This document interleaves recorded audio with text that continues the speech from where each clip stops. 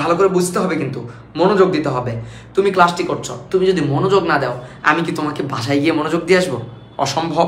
সেই কারণে এই ক্লাসটি কিন্তু তোমার জন্য গুরুত্বপূর্ণ, তাই তোমাকে কিন্তু মনোযোগ দিতে হবে।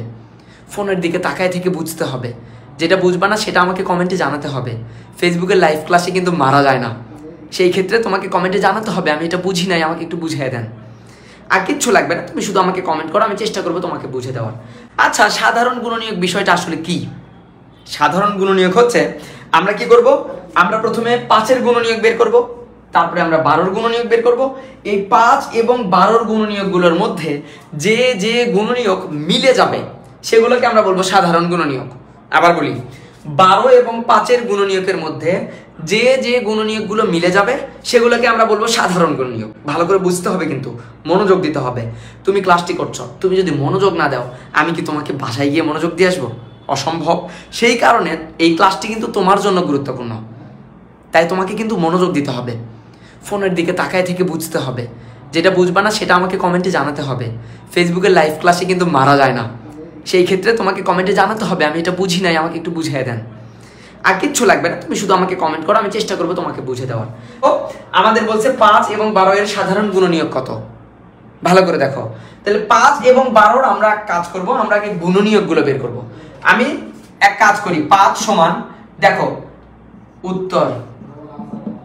তাহলে তুমি কি করবা? আচ্ছা বলো তো, ছোট সংখ্যা থেকে শুরু করো। 1 বলো তো 1-এর সাথে কত গুণ করলে 5 হয়? 1-এর সাথে কিন্তু 5 গুণ করলে 5 হয়। তাহলে আমি দিলাম 1-এর সাথে 5 গুণ করলে 5। 5 সমান 1-এর সাথে 5 গুণ করলে 5। আচ্ছা আমাকে বলো তো 2-এর সাথে কি কোনো কিছু গুণ করলে 5 হয়?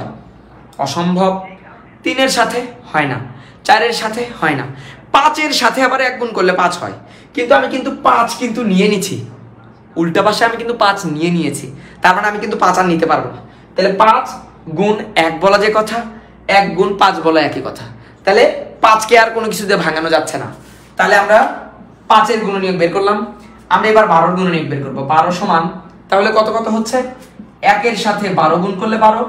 বলো তো 2-এর সাথে কত গুণ করলে 12 হয়? আমরা একটা ইউক্লিডীয় পদ্ধতি ব্যবহার, মানে আমরা ইউ এর মতো একটা পদ্ধতি ব্যবহার করবো। দেখো এরকম, এই দিক থেকে আমরা ছোট সংখ্যাগুলো সাজাবো, ধীরে ধীরে ধীরে ধীরে আমরা বড় সংখ্যাগুলো এইদিকে লিখবো, ধীরে ধীরে আমরা বড় সংখ্যাগুলো কি করব, এইদিকে লিখে দেবো।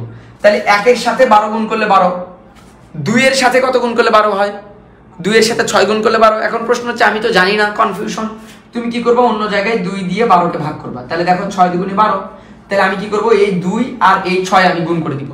তাহলে আমি লিখবো 2 গুণ 6। দেখো আমি ছোট সংখ্যা আগে লিখলাম, বড় সংখ্যা পরে লিখলাম, এই পদ্ধতি অবলম্বন করব। তারপরে আমরা কোথায় চলে যাব দেখো, তারপরে আমি চলে গেলাম কি, আমার বলো তো তারপরে কত হয়? 3-এর সাথে 4 গুণ করলে 12 হয়, 3 গুণ 4। তারপরে 4-এর সাথে হয়, কিন্তু 4 কিন্তু আমি পেয়ে গেছি, তার মানে আমার ওই পাশে আর আমি সংখ্যা পাবো না। এখন আমি এগুলো লিখবো, আমি লিখবো 5-এর গুণনীয়ক কি কি বলতো, 1 আর 5। তারপরে আমি লিখবো কত, 12-এর গুণনীয়ক কি কি হবে, 1। এইভাবে লিখবো আমি, হ্যাঁ, 1 2 3 4 6 12। আচ্ছা সাধারণ গুণনীয়ক মানে কি? সাধারণ গুণনীয়ক মানে হচ্ছে গুণনীয়কগুলোর মধ্যে যে গুণনীয়কগুলো মিলে যাবে তাকে আমরা বলবো সাধারণ গুণনীয়ক। তাহলে বলো তো আমরা 5-এর গুণনীয়ক কি কি পাইলাম, 1 এবং 5। 12-র গুণনীয়ক কি কি পাইলাম, 1 2 3 4 6 12। তার মানে দেখো তো এখানে মিলে গেছে কি কি, এখানে মিলে গেছে 1 আর 1, আর কোনো কিছু কি মেলে না, আর কোনো কিছু নেওয়ার দরকার নাই। তাহলে আমি লিখবো 5 ও 12 এর সাধারণ গুণনীয়ক কত হলো বাবা, 1। তাহলে তোমরা কি সাধারণ গুণনীয়ক বের করতে পারবা? তোমরা কি সাধারণ গুণনীয়ক বের করতে পারবা কিনা একটু কমেন্টে জানাও তো।